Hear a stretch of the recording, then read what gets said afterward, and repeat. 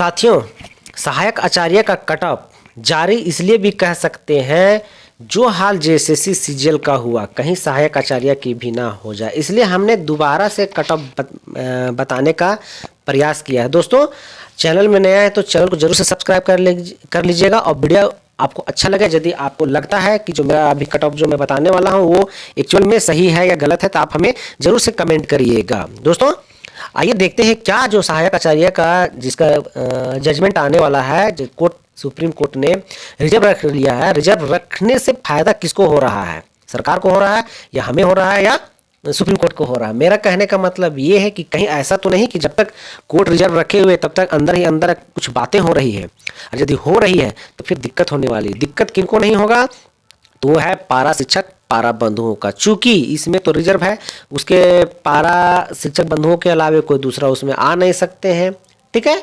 इसलिए पारा में बहुत ज़्यादा कट ऑफ हाई जाने की संभावना नहीं है, चूंकि कितने सीटें कितनी बिक सकती हैं, बहुत कम। तो आइए देखते हैं सीधा हम कि क्या है हमारा कट ऑफ होने वाला है सहायक आचार्य का। तो जैसा दोस्तों आप यहाँ देख पा रहे हैं कि हमने एक प्रयास किया है कि ये है कैटेगरी 1 to 5 के लिए लिया है पारा के लिए, ठीक है, जिसमें SC ST की बात की जाए। यदि आप पारा शिक्षक हैं और यदि आप SC ST से बिलोंग करते हैं तो यदि आप 1 to 5 के लिए 35 से 40% मार्क्स ले आते हैं तो आपका सिलेक्शन होने की चांसेस बनते हैं, आपका सिलेक्शन हो जाएगा यदि आप 35 से 40% मार्क्स भी ले आते हैं। BC1 की बात की जाए तो BC1 में थोड़ा और ज़्यादा जाएगा, अर्थात 45 से 50% तक BC1 में जाने की संभावना है। यदि आप BC2 से बिलोंग करते हैं, यदि आप BC2 से हैं तो आपको मान के चलने होंगे कि 50 से 55% यदि आपके मार्क्स आ रहे हैं तो आपका रिजल्ट सिक्योर हो सकता है। वहीं EWS की बात किया जाए तो EWS का भी लगभग 40 से 45 तक ही जाने की संभावना है। ये सिर्फ मैं अभी पारा शिक्षकों की बात कर रहा हूँ, लेकिन अनरिजर्व की बात की जाए तो अनरिजर्व का 50 से 55 जाने वाला है, कट ऑफ जो है वो 50 से 55 जाने वाला है। साथियों, ये हमारा मात्र और मात्र पारा शिक्षकों का कट ऑफ है।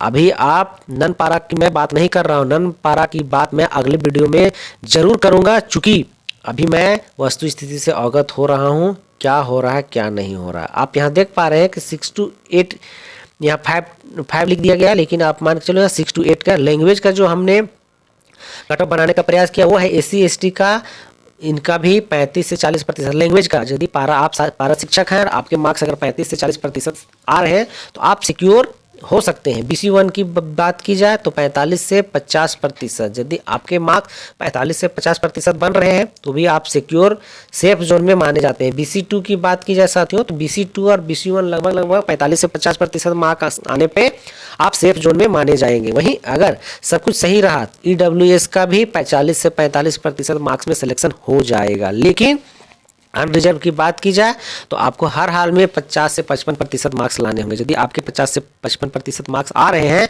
तो आप सिक्योर हैं, किसके लिए, तो लैंग्वेज पेपर के लिए। वहीं आगे हमने और भी प्रयास किया है, वो क्या है, मैथ एंड साइंस के लिए। मैथ साइंस में यहाँ आप 6 to 8 ही पढ़िएगा, 5 to 8 लिखा गया है, मिस हो चुका है तो उस पर ध्यान नहीं दीजिएगा। ये बस जानिए 6 to 8 का है, जिसमें SC ST से यदि आप बिलोंग करते हैं तो 35 से 40%, मैथ साइंस के लिए भी 35 से 40, अर्थात हम कह सकते हैं कि अगर यदि आप शेड्यूल कास्ट शेड्यूल ट्राइब से बिलोंग करते हैं पारा में तो आपके यदि मार्क्स 40% तक भी आ जाते हैं तो आपका सिलेक्शन होने के चांसेस बढ़ जाते हैं, आप सेफ जोन में आप सर्विस कर सकते हैं यदि सब कुछ सही रहा तो, अन्यथा की बातें मैं नहीं कर सकता हूँ। BC1 की बात की जाए दोस्तों मैथ एंड साइंस में तो इनके भी 40 से 45% मार्क्स होने पे ये भी सिक्योर हैं। BC2 की बात की जाए तो इनका थोड़ा कट ऑफ जाने वाला है, 45 से 50% मार्क्स जाएंगे।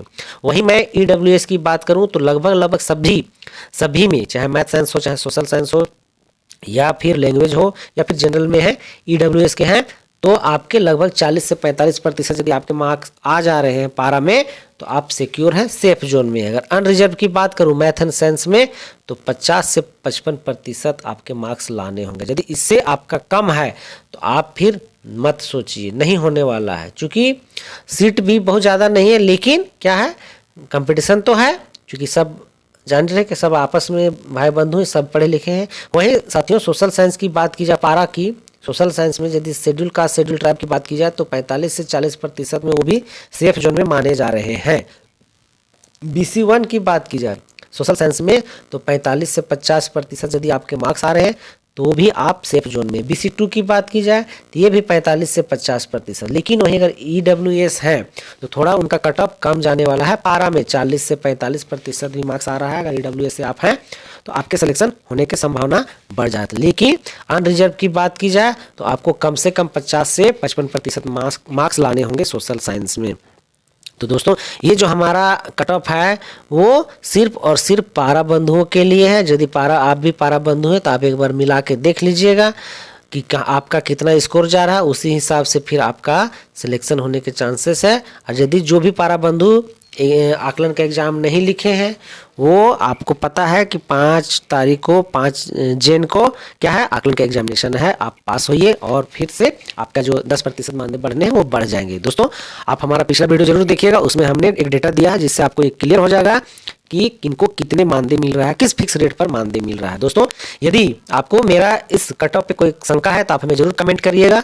अगर यदि अच्छा लगा हो तो एक प्यारा सा लाइक भी कर दीजिएगा। और अगला जो वीडियो मेरा होने वाला है वो नन पारा के लिए होने वाला है। जैसे ही सहायक आचार्य का कट ऑफ मेरा नन पारा के लिए क्लियर हो जाएगा, डेटा मेरे तक आ जाएगा, मैं फिर से एक तुरंत है ना 1-2 दिन के अंदर फिर आपके लिए कट ऑफ निकाल के दे दूंगा। साथियों वीडियो में बने रहने के लिए आपका बहुत बहुत शुक्रिया। आगे भी इस तरह का और वीडियो पाने के लिए चैनल को जरूर से सब्सक्राइब कर लीजिएगा। तो अभी तक के लिए इतना ही। थैंक यू, धन्यवाद।